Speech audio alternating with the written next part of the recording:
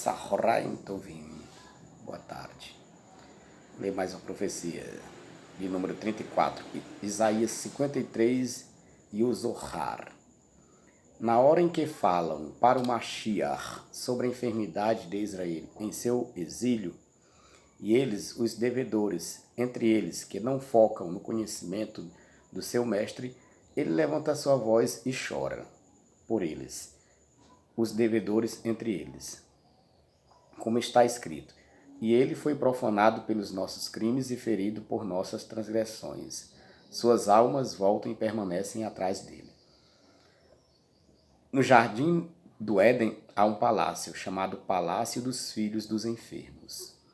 Quando Mashiach entra nesse palácio, clama para que todos os males, todas as dores e agonias de Israel sejam colocados sobre ele.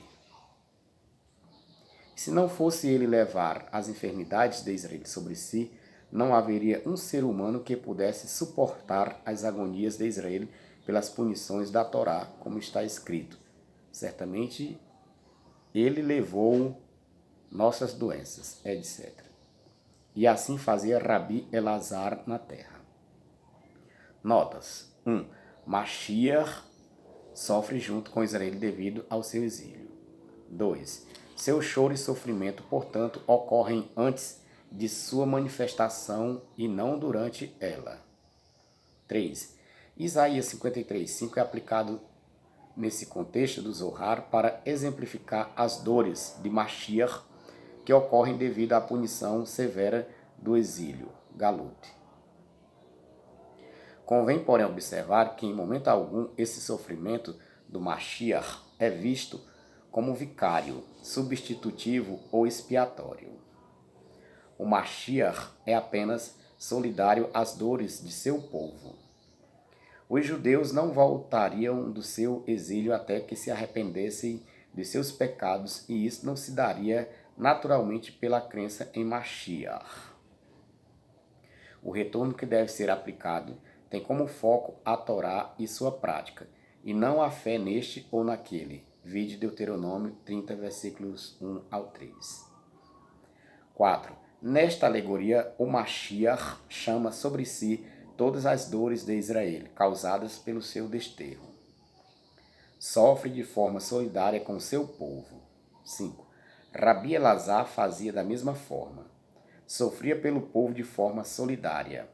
Esta magnífica conclusão é uma nítida prova de que nem mesmo o Zohar, sendo um grande midrash, alegoria, não vê o Mashiach como o único que sofre por Israel.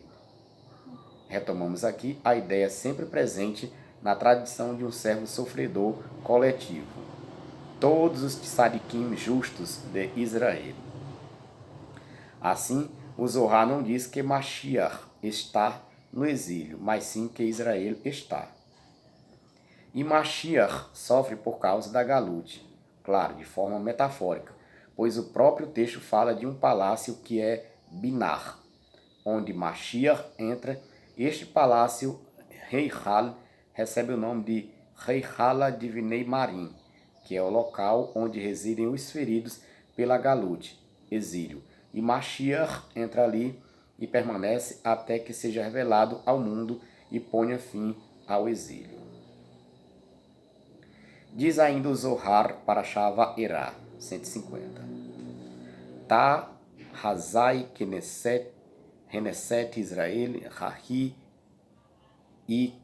Ikerai Rahel Kema Deat Amar o Herachel Lifnei Gozezecha Ne Elamar Amai Me Elamar Derhadi Shaltin Shear Imi Kala It Fesak Mina Vehi Italmat. Venha e veja, a congregação de Israel chama-se Rahel, como está escrito. E como uma ovelha, hebraico, Rahel, muda diante dos seus tosqueadores, Isaías 53:7. Porque ela é muda? Porque sua voz é interrompida quando outras nações governam e ela torna-se muda. Aqui, uma vez mais, o Zohar alude a Israel como servo de Isaías 53, ao citar textualmente o povo e associá-lo a uma ovelha, hebraico Rachel. Naturalmente, estamos falando aqui como Rashi, acerca dos justos entre o povo judeu, pois até mesmo a Guemará afirma que Israel é só verdadeiramente chamado assim quando há justos entre eles, Sanhedrin 44a. Além disso, o Zohar ainda alude a Isaías 53 em outras 7 passagens como referência aos justos de Israel. Isaías 52, 13 no Zohar, volume 1, 181a. Isaías 53, 5 no Zohar, volume 3, 218a, 231a, 247b. Isaías 53, 10 no Zohar, volume 1, 140a, volume 2, 244b, volume 3, 57b. Fazendo eco a essa interpretação tradicional do servo de Isaías 53 como uma referência aos justos de Israel, diz o Talmud, tratado Berachot 5a.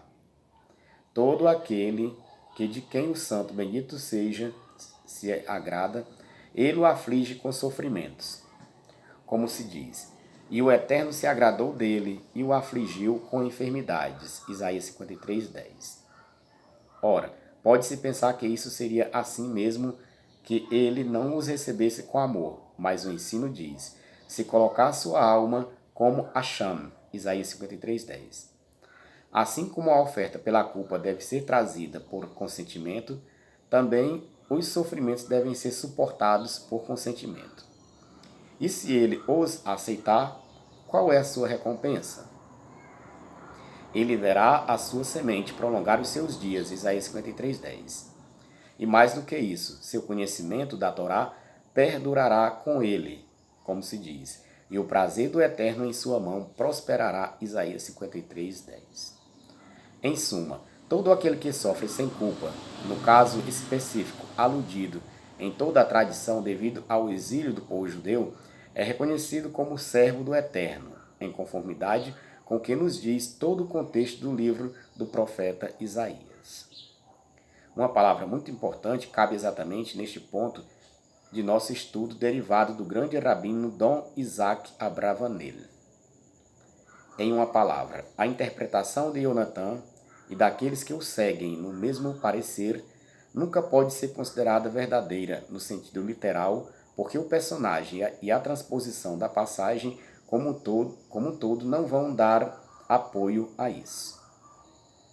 Estes homens cultos estavam apenas aludindo a exposições alegóricas ou acidentais e, portanto, limitaram-se a aplicar as tradições que tinham recebido com respeito ao Messias na presente passagem, sem no mínimo pretender que esse fosse o seu real significado. Porque, embora os nossos rabinos apliquem o primeiro verso, eis o meu servo agirá com prudência, etc. Ao rei Messias, os versos restantes aplicam-se exclusivamente a Israel. E a mesma coisa é feita também por Yonatan, que interpreta os primeiros versos em relação ao Messias e o resto aos poucos escolhidos. De 53, Chapter of Isaiah, according to the Jewish Interpreters, página 163. Por hoje é só. Shalom, shalom.